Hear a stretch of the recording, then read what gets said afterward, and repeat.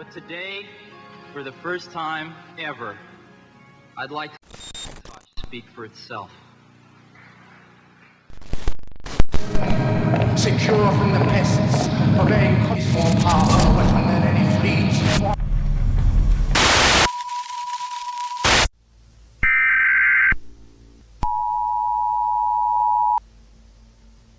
We interrupt your current broadcast to bring you this emergency broadcast system. Civil authorities have issued an alert to all citizens in your area. There have been a total of 59 missing person reports in the past 12 hours. And guidelines to ensure your safety are: keep your house well lit, stay out of basements or attics. If you feel uneasy, it is important to go to a hospital or somewhere you know you are safe. If you see the end and have felt uneasy in the past few days, then serve your community by distancing yourself from others and buying them time to escape from the entity.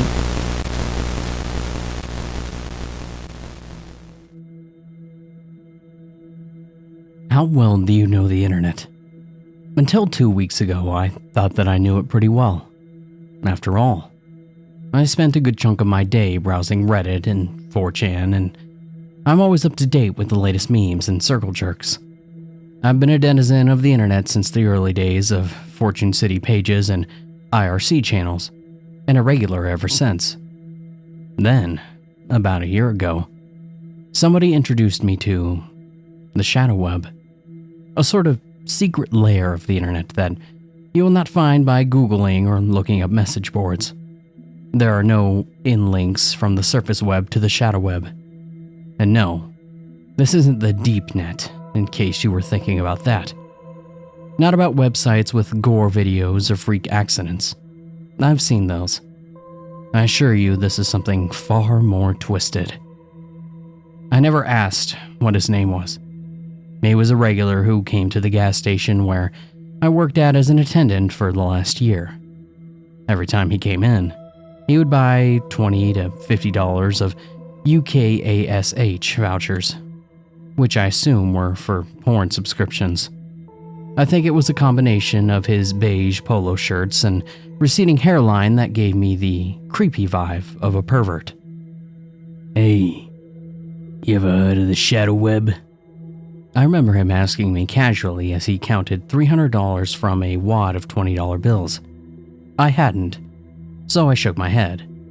Then he looked through his wallet and withdrew a little slip, one about the size of a credit card. If you want to find out, he whispered, and he leaned towards me and slid the piece of paper into my chest pocket. I gave him his vouchers and he left, and I never saw him again. Not long after, I left the job to return to school. It wasn't until a couple of weeks ago that I came across the old, yellowy uniform with that one piece of paper still in the front pocket. When I opened it and read its content, I immediately recalled my encounter with the creepy customer. The piece of paper had instructions on how to get to the gateway of the shadow web. There were a lot of steps, some a little bit more sophisticated than others. Unfortunately, I was both tech-savvy and curious enough to follow them. The first thing you'll want to know about this shadow web is that you do not want to go there. I've seen plenty of fucked up things on the web, but nothing remotely comes close to the things that I saw on the shadow web. Thinking back, I should have noped the fuck out the instant that I saw the front page. I don't know why I hadn't. Maybe something was wrong with me. When I got to the gateway page, which resembles those of welcome pages that pop up when you use free Wi-Fi at the airport or the mall, the first thing that I noticed was the word corpse. It was underneath a search field among 30 or other words, which I assume were the most commonly looked up things on the shadow web. Things like skinning and mutilation. That would have been my cue to X the fuck out. There were a lot of other things too, other than sexual content and graphic gore footage. Things like instructions on how to make DIY roadside bombs. Things like a Craigslist for cannibals and people who wanted to be eaten by cannibals. Things like a marketplace to buy and sell stolen identities, either individually or in bulk. I spent almost an hour reading up on leaked war documents and diplomatic cables on a site called avenge.schwab.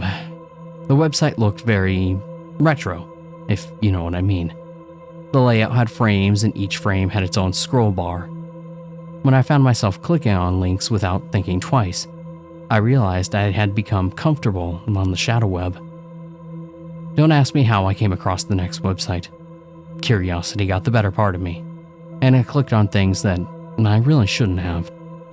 I'll spare you the actual name of the site because I know some of you will make the same mistake that I did, thinking that it can't be that bad. But trust me, it can. When I got there, I noticed the UKASH logo at the bottom of the page, indicating that paid services were available. It was in fact a live webcam show, but you only paid if you wanted to be the director. Viewing was free. Beneath the live feed of a webcam was the logo in page to a chat room. It prompted me for a screen name when I clicked on the join button, so I entered ASDFASDFJ, like I always do when commenting on, adult websites or X videos. As soon as I got the pass to log in, a torrent of messages flooded the screen. Most of the messages were in English. A few were in Japanese, and I think were somewhere in Arabic or Farsi. The number of participants in the chat room fluctuated between 150 and 200 people. But that's the only number of people who bothered entering the chat. I suspect many more were watching anonymously. The majority of readable messages were things like STARTTTTT or GOGOGO or something to that effect. After about a minute, a man with his face hidden behind a hockey mask appeared on the feed. I remembered him having dark brown skin and being very, very skinny, like starving Ethiopian skinny. Shortly after that, everyone was set on mute. Everyone except for one user by the name of Italian Goat, who I figured was the director of this show. And that's when the screaming began. She was blindfolded and tied to a wooden chair with her hands behind her back. A bigger, darker man dragged her by the hair until she sat dead center of the screen. I watched her try to struggle free from the ropes, but she was so tightly fastened that you could see the bruising. God knows how long that she had been tied like that.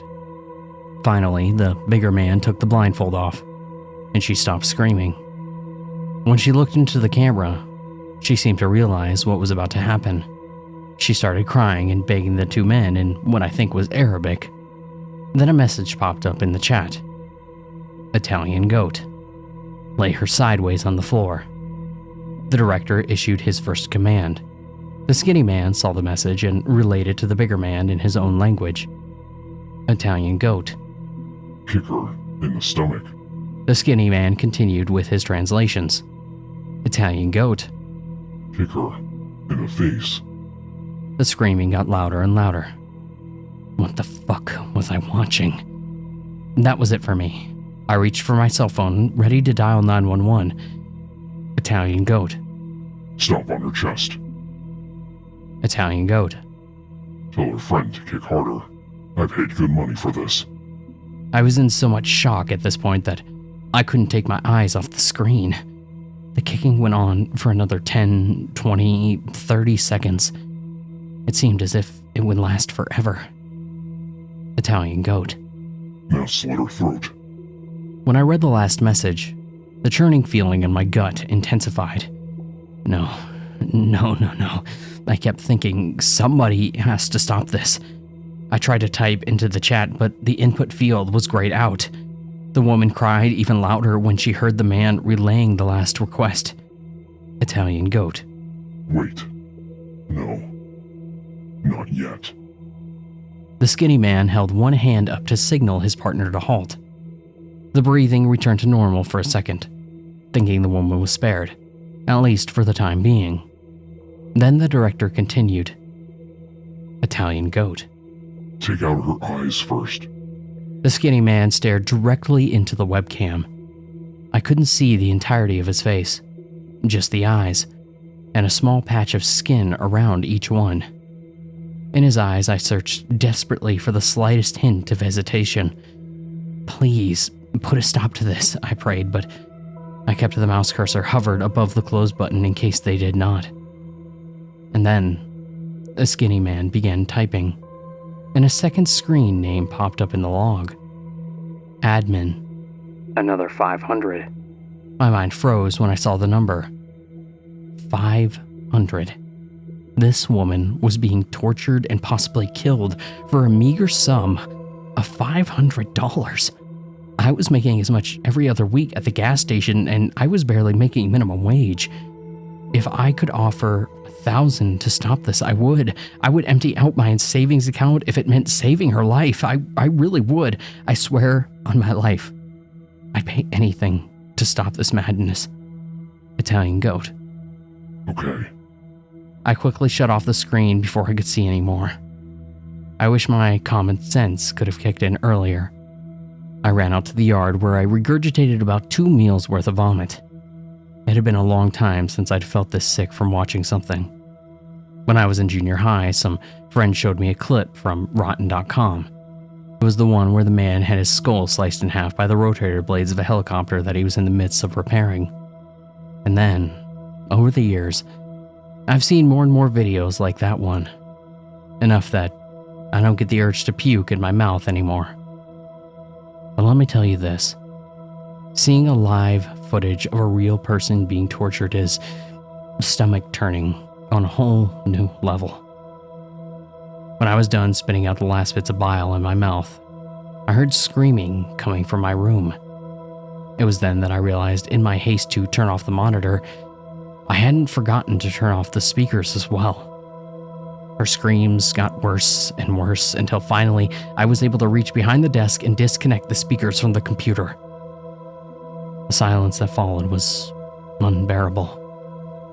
It was as if by my own hands I had sliced her, killed her. I felt remorse, such as I had never felt before.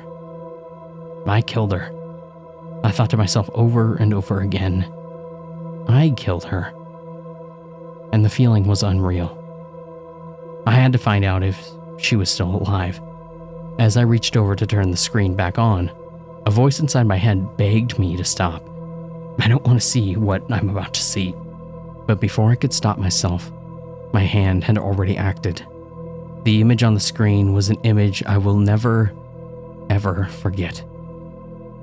The severed head of a woman sat there straight across from me, both eyes missing from their respective sockets. That face, that warped, misshapen face, have haunted me ever since. Even now, as I write this, I can feel her hollow eyes glaring at me from behind.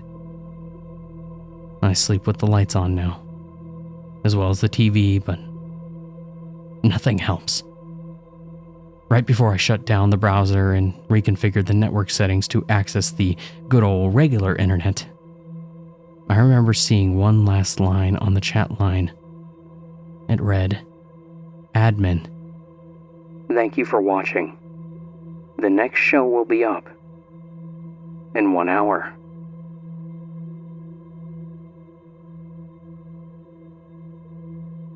I got his private message early yesterday morning. He saw my comment on his post and came to me for some guidance. He seemed troubled by how his warning had somehow turned into an advertisement for the shadow web. At first, I thought that he was just delusional. There are dozens of message boards out there dedicated to the deep web, even a couple of subreddits right here on Reddit. And still this fellow is acting like he is solely responsible for leaking the deep web. I assured him that people were just playing along like they always do on r/NoSleep, and he needed not worry about it. But then he tried to correct me. He insisted that the shadow web is not the deep web, nor is it the dark web. It is something far more sinister, way more fucked up, which was what he had said. Later in the evening, he gave me his phone number. He told me to send him a text if I wanted to be proven wrong. And with that, our volley of private messages ended. A quick reverse lookup showed that the area code was from a place called Valleyfield, Quebec, which is in Canada. It looked perfectly harmless, so I sent him a text. He replied within a couple of minutes. What he sent back was an MMS with a picture of a piece of paper, the one that the creepy customer had supposedly given him. The first thing I noticed about the slip was the font type. It looked as though it was printed directly from a notepad. I'm guessing that this person who gave him the slip had been carrying it around so that way he could access the shadow web from public computers or cyber cafes. He probably had the steps memorized at one point and no longer needed it. The second thing I noticed was that the steps were, in fact, not for accessing the dark web. At least, not the dark web that I was familiar with. It took me about 45 minutes to locate the specific build of Netscape Navigator curiously required for getting into the sh.web gateway. I found a torrent for it on one of the deep web forums where I frequently lurked. It came with a Trojan horse, unsurprisingly, but I installed it anyway. Whoever tries to backdoor my machine would regret even trying. At last, I was connected to the fabled gateway, and to my surprise, I was wrong. This wasn't the deep web/dark web after all, and he had every reason to be worried. Let me explain to you in layman's terms.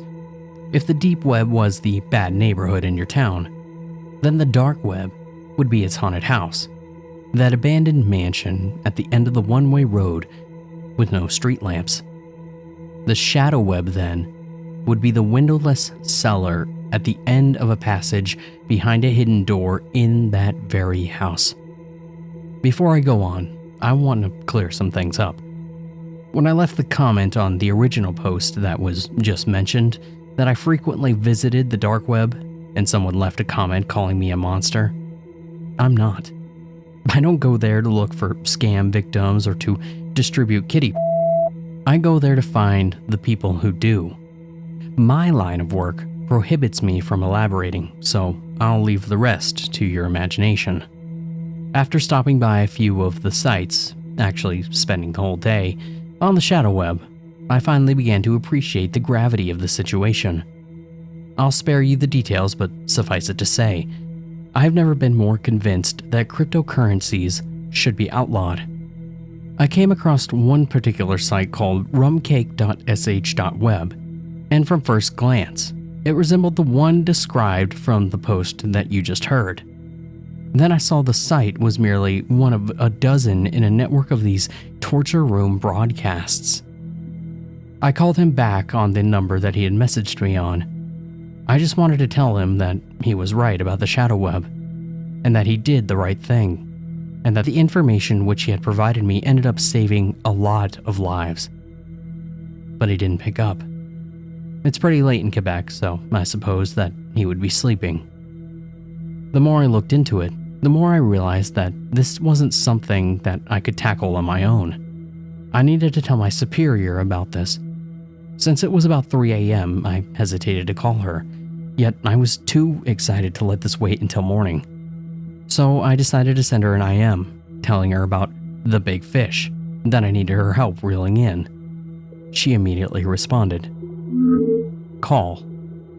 The conversation that ensued was rather shocking. In short, our agency did know about the existence of the shadow web, but no leads have ever turned up to how to actually get in. Until now, that is. The post that you heard before here on No Sleep had violated the shadow web's code of silence. On top of that, he was careless enough to use his regular Reddit account. There are some people who are probably very upset by his expose of the sh.web. From what I was told, his life is now in danger. Being somewhat of a rookie at the organization, I've been advised to stay out of the investigation. My boss warned that I too might end up with a crosshair on my head if I didn't take the proper measures to conceal myself. It is now 5 a.m., and I still haven't heard back from him. I hope that he's okay. One last thing before I log off. For those of you who are trying to go to the dark web or the shadow web after hearing the story before this one, I strongly recommend that you disconnect your microphones and cover your webcams. Do not ever charge your cell phones with the USB port. Most importantly, don't ever try connecting again.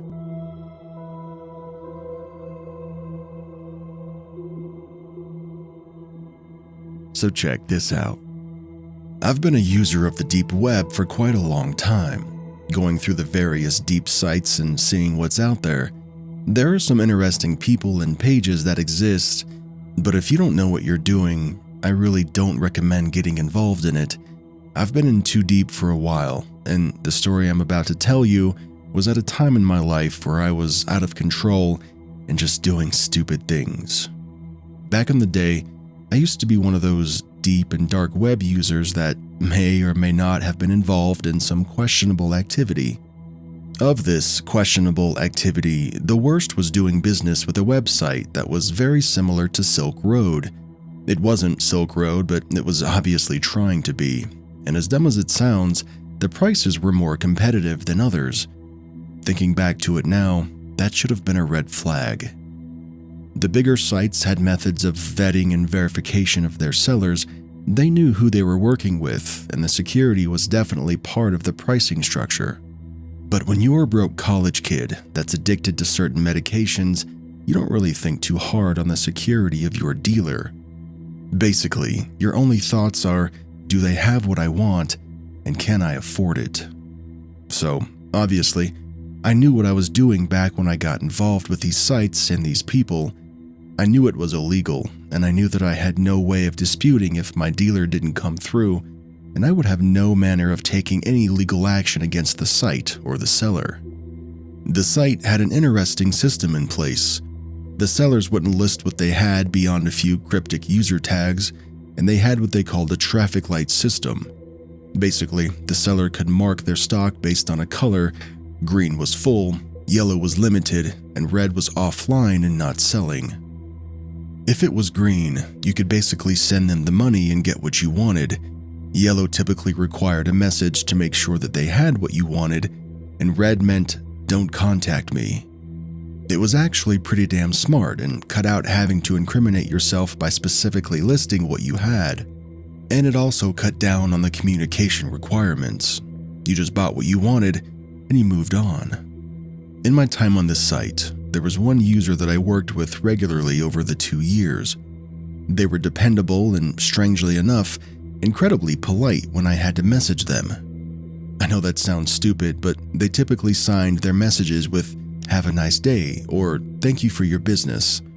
Not something you would expect from a person committed to doing something that's illegal. They were the only person I wanted to work with on this site, and they always came through.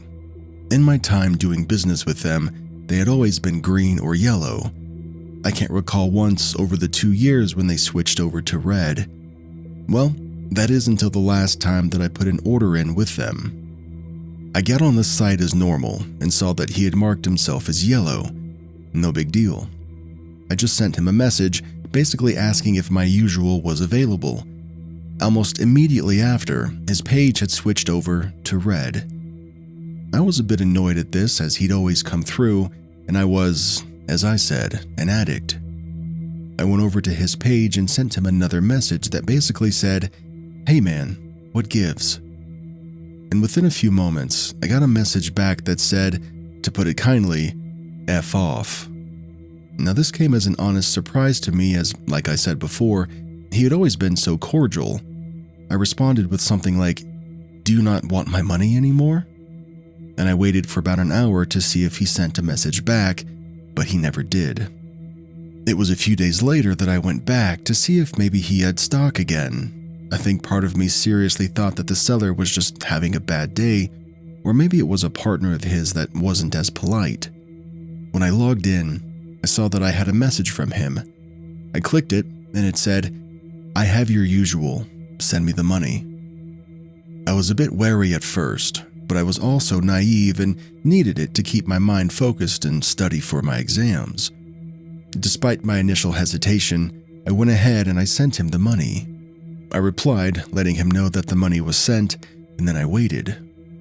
I think I messaged him once or twice after that within the week. but he had been offline since our last interaction and hadn't changed his account from red. About a week after our last interaction, I got the package. The box looked like it was heavily used and trashy. This was in a complete contrast from what I was used to. And when I opened it, it was lacking pretty much all of the security that the seller normally had. He would typically pack inconspicuous items in with the order, usually stuffed animals. I'm assuming it was because they worked as both security and padding. Instead, the box was full of packing peanuts and tissue paper. I dumped it out on the floor and I checked it, thinking that I was duped. But then I saw the pill bottle and an envelope with what appeared to be a letter. The first thing I did was open the letter. It said, "Consider this your last order. Jimmy is out of the trade. Thank you for your business." I was a little pissed off since I was going to have to now find a new person on the site to work with, but at the same time it wasn't a huge deal. At least I had about 60 days before that was going to be a problem. That was my last thought until I grabbed the bottle and opened it. I removed the lid and I saw that, inside the bottle, were fingernails. I don't mean like fingernail trimmings, I mean fingernails that had been ripped out of the bedding of the finger. 10 of them to be exact. The edges of them looked like they had dried blood, which told me that they had been forcibly removed. It was then that the letter's meaning became a bit more dark, with Jimmy being out of the trade. And to answer any potential questions, I never went back to the site. I never went back to any drug sites on the deep web at all. This scared me to the point that I pretty much abandoned all illegal activity. And to those that are curious, no, I didn't go to the police. I wanted to. I wanted to tell them that it was possible that someone had been murdered, but how exactly does one explain that with what I had? I couldn't waltz into the precinct, slam a pill bottle full of fingernails down and say, "My drug dealer has been murdered." Technically, he could have pulled them out himself, which was likely not possible. So, anyway, that's my story. Stay off of the dark web. The deep web is probably okay, and don't do drugs.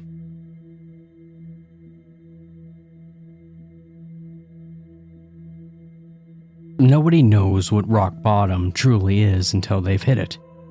Being abruptly fired from a job that you've worked at for the past 10 years, and then catching your girl cheating on you with your replacement, really makes a man think. Hell, my student loans aren't even paid off yet. What a shit show this life is. After a rather boozy night that consisted of sending out about 4 dozen resumes and horrendously written cover letters, I finally passed out. When I woke up the next morning, I decided to try to at least make some money at home while waiting for an interview.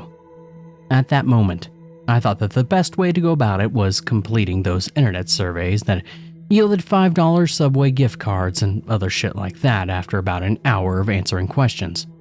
I mean, I didn't have any other marketable skills that could have yielded immediate income. It was either that or waste the day away playing computer games. At least, I wouldn't have to pay for food. I did these surveys for about 5 hours before nearly passing out. It was way more excruciating than I originally anticipated. At the end of those 5 hours, I accumulated about $45 in cash and gift cards. $9 an hour. Not like I was making much more than that before.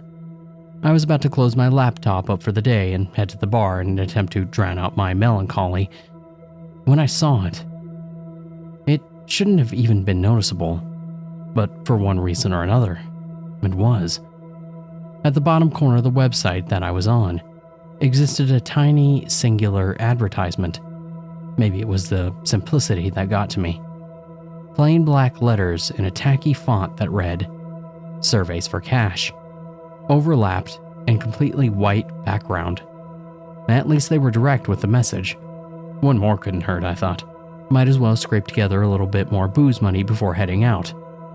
I sat down, clicked on the picture link, and prepared myself to grind through some more painstaking inquiries. The first 2 questions were simple enough.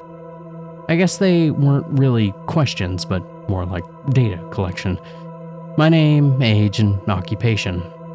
I thought it was kind of weird that they asked what my height and weight was, but it wasn't unheard of. The first real question was a different story, though. I must have stared at it, eyes wide and mouth agape, for God knows how long. What the actual hell? In plain English, this is what popped up on my screen.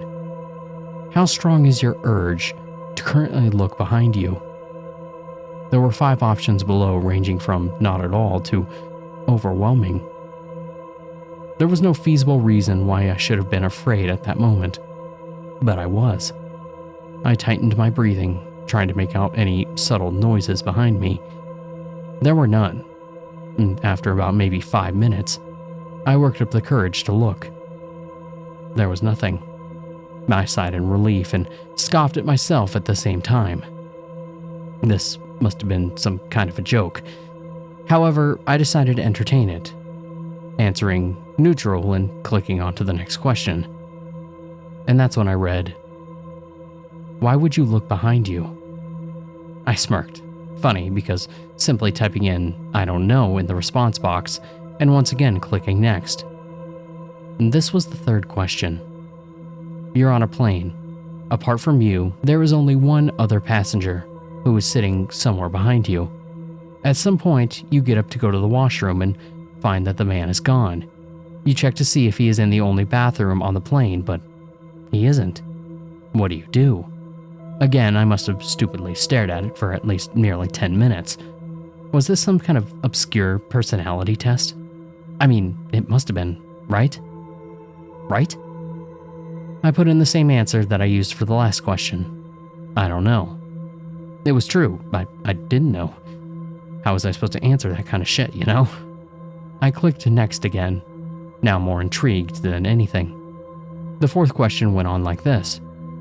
You wake up in woods unfamiliar to you. It's nighttime, and the moonlight provides you with only slight visibility. About 30 feet away from you, there's a small, dimly illuminated cabin. The door is open, and a smiling woman is motioning for you to come in. Do you go? Explain why. This question wasn't necessarily weirder than the last one, so my conjecture that this was some kind of odd personality test was still feasible. I actually made an attempt to answer this one, something along the lines of go into the cabin because there simply wasn't nowhere else to go. Once again, I clicked next, which I probably shouldn't have. The questions started getting more fucked up. They weren't too gory or explicit, not anything like that. They were just stranger, weirder, more psychologically disturbing. If you're wondering why the hell I kept going on, I can't really give you an explicit answer to that. I just feel like I had to. It was esoteric, a creeping sensation that I can't quite explain away. But I could never shake it, so I just went on. Some of the questions that stood out were, suppose that you wake up one night to find an elevator in your house. During every midnight after that, it opens up for 5 minutes, revealing an exact copy of yourself that gets progressively more injured as time goes on. Do you keep living like this? Or do you enter the elevator once and end it all?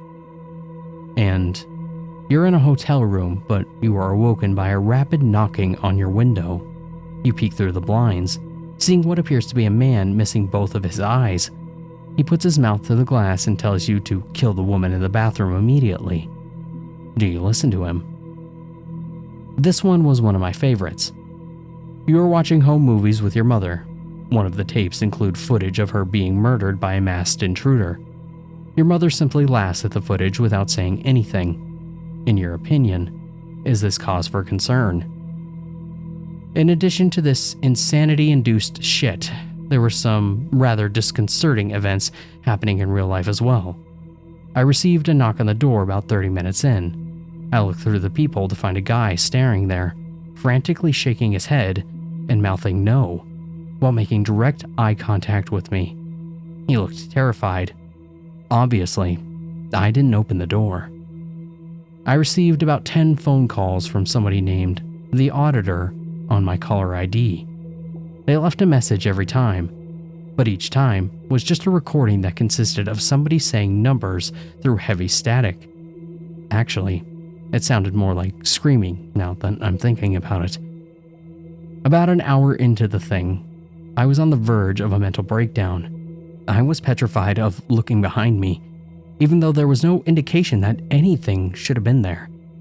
I heard soft scratching come from my vent at one point, so I moved my couch over it. Eventually, I reached what appeared to be the end of the survey. However, it wasn't a question. It was simply a statement. Don't let them in. They're not to be trusted. Almost as if it were on cue, I heard more knocking on my door about 5 seconds after reading this. As slowly and silently as I could, I moved over and looked through the peephole once again. It was a different person than the one that I'd seen earlier. She was a woman, looking to be in her mid-20s. She was wearing a thick blazer despite it being around 90 Fahrenheit outside. She was also wearing sunglasses, so I could never really tell where she was actually looking. She eventually took a piece of paper out of her pocket and slipped it under the door. I looked down and read it. It's lying. Leave your apartment immediately. It's been about a half hour since. I can't bring myself to look at the computer screen nor at the woman outside. She's still there. I can see the shadows of her feet from underneath my door. I heard my bedroom window open a few minutes ago, but I've since jammed the door shut with a chair. I can hear some sort of distorted muttering coming from behind it now. Maybe rock bottom wasn't so bad.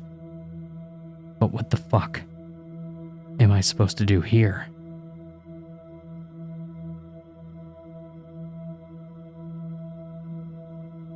You've Googled yourself at some point or another.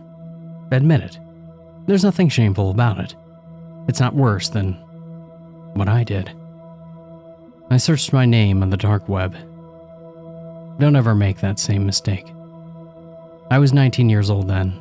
Liv, my girlfriend, and her family were kind enough to let me live in their guest bedroom at the start of that year. They liked the fact that I could fix most of their computer problems. Liv is a great person, and what she saw in a hacker who could never survive for long in a 9-to-5 world is beyond me. Their house was in a suburb only a few blocks away from a library and coffee shops with free Wi-Fi.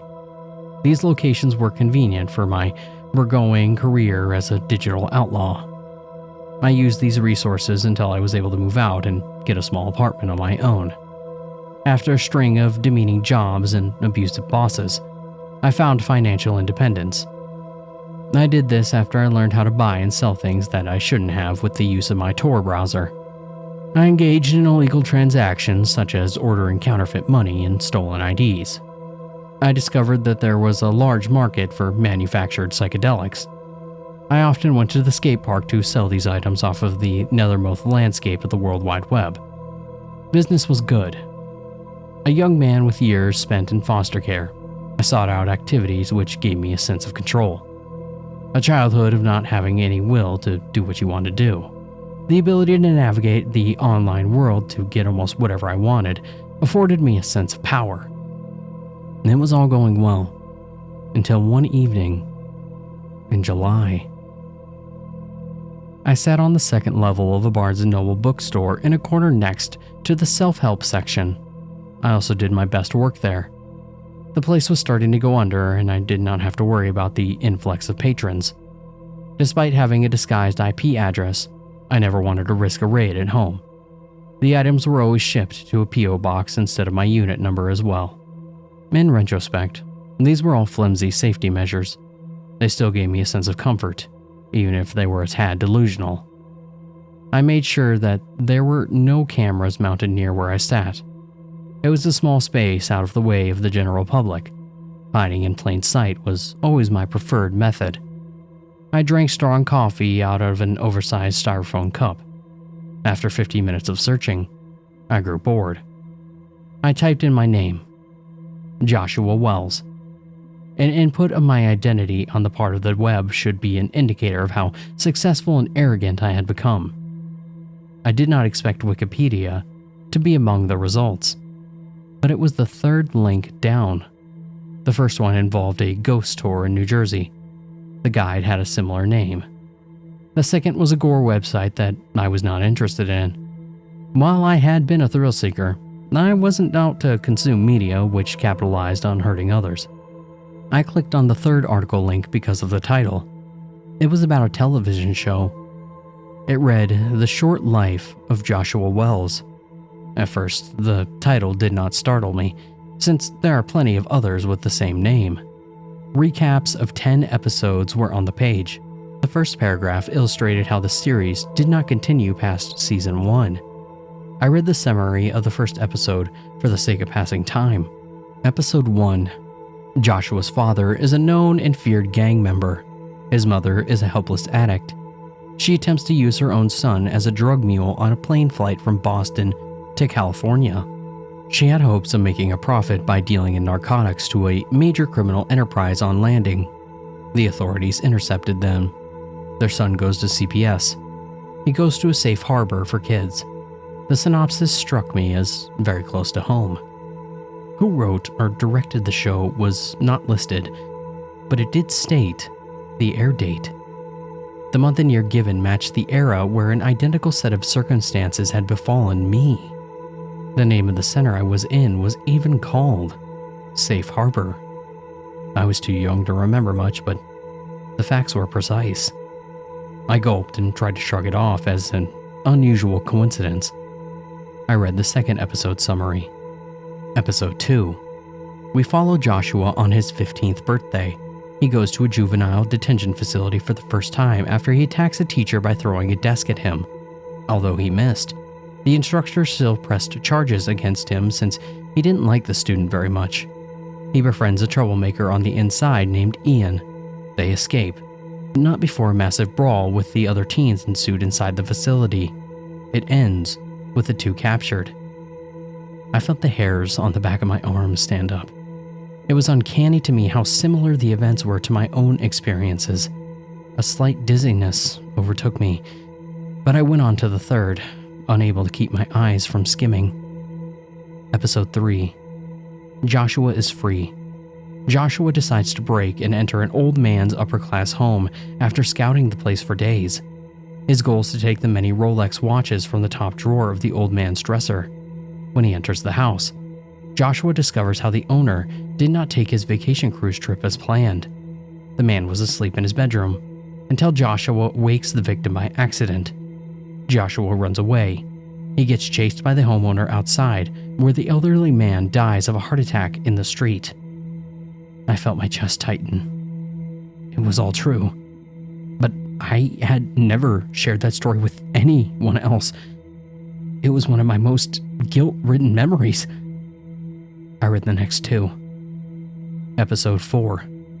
Joshua has nightmares of an old man crawling out of a ditch and choking him to death.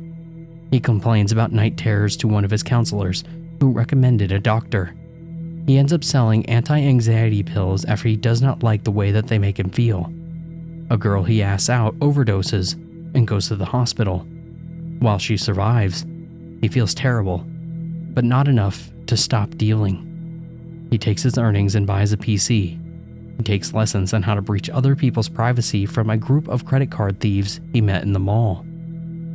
Episode 5. Joshua discovers the dark web. He uses it to hustle low-level street drugs at first. He later reads headlines about some of his accomplices getting arrested. He still continues to engage in illicit activity. I looked at the air date for episode 6. It was the 24-hour period that I was currently living through. Episode 6. Joshua goes into a bookstore to poach the internet and try to make some money. He does not realize there is a man with a shaved head in a Carhartt t-shirt below him pursuing the sci-fi aisle. The stranger is actually an undercover FBI agent. The government worker has a microphone and camera attached beneath his shirt. He is surveying for the perpetrator, even though he has not singled out who he is looking for yet. An arrest commences where they tackle, punch, and taser Joshua, place him in handcuffs. My hand shook, gripped an Eckhart Tolle volume to appear less conspicuous, and opened it. I leaned my head over the railing to stare at the ground floor below me. A man who matched the description given by the article was there. His shirt was baggy and hid what I knew to be a gun on his hip. He held the paper back to his hands. I pulled out my phone. I pretended to have a conversation with an imaginary business associate about stocks. I folded my laptop with my free hand and went down the escalator. I strolled towards the back where there were stacks of hardcover tomes on history. I found an unsecured door and walked through it. I was in the warehouse. Unopened boxes were stacked all around. I did not spot any workers and made a run for the rear entrance. I sprinted down a wide alleyway between the buildings and rows of motels. I passed an art gallery and a liquor store before my heartbeat slowed. Along the way, I found a closed vegan restaurant called Melently's Eatery. The place was black on the inside, but its neon sign still glowed. A picnic table sat on the lawn out front. I stationed myself out there, and I opened my laptop again and connected to their free Wi-Fi without issue. I scanned the rest of the chronology. The remaining episodes were all future time periods. I wiped perspiration away from my forehead as I read the rundown of the next episode. Episode 7. Labeled a darknet market operator in the media, 3 of the 7 charges thrown at him led to convictions. This includes conspiracy to traffic narcotics. He gets out early after he agrees to cooperate with different agencies. He becomes a consultant for cybersecurity awareness and a social engineering expert. Following a keynote speech given out of town, he comes home. His girlfriend Olivia and her family have been murdered. My eyes strained and I felt my breath grow shallower. Episode 8. Joshua navigates his house. The walls had dried blood, every corner vandalized. Olivia's throat is slit. Her body is over the couch in the living room. Her parents had socks stuffed in their mouths and deep stab wounds in their stomachs. Joshua calls the police. He's treated as the #1 suspect in the media for days on end. He is finally cleared, but the psychological damage is too much to bear. I pondered the words. Though I was still young, it is true that live meant everything to me. Episode 9. Joshua goes to a psychiatric ward. He stares at the padded walls as though they will converse with him. Detectives do come to him to visit with the hopes of gleaning some kind of further information. They tell him they know the aftermath of the massacre he stumbled upon was the work of an active serial killer. The murderer has remained unidentified. Episode 10. Joshua leaps out the window. He breaks his ankle. An adrenaline dump allows him to move across the field and onto the nearest highway. He goes into traffic. A long-haul truck careens across him and takes out a line of vehicles. He goes to the nearest lake, where he weighs his own pockets down with stones. He waits until nightfall and walks into the abyss. The last image that we see of him is a hand breaking the surface of the water. Starlight glints on his skin before his fingers submerge below the surface. His last few swallows of water create pockets of bubbles which rise to the top. I absorbed what the rest of my existence would look like. 4 black SUVs pull up and circle around me in the parking lot. Men in black suits and the undercover agent from the bookstore ran at me. Even though I did not resist, they still threw me to the ground. They dislocated my shoulder and kicked my jaw a handful of times before they finally handcuffed me. I did get my prison time reduced after I agreed to help catch people who were just like me. After my release date, I've tried to revisit the link without luck. I failed to understand how the article existed in the first place. I have read how high-level stress can open up insights and portals into the unknown. I would bank on the latter, though sometimes I think that it isn't for me to know. I do not want to give in to what destiny has written for me. My escape from the bookstore has given me confidence that I can change the outcome of the dark web's prophecy, even if only for a little while. Or did I only extend the inevitable for a fraction of time? Fate itself, in regards to our stories as individuals, is not written in stone. It is malleable. At least, that's what I tell myself. This positive thought is the only thing that keeps me going. I should visit Liv's house now. She hasn't answered my texts all morning.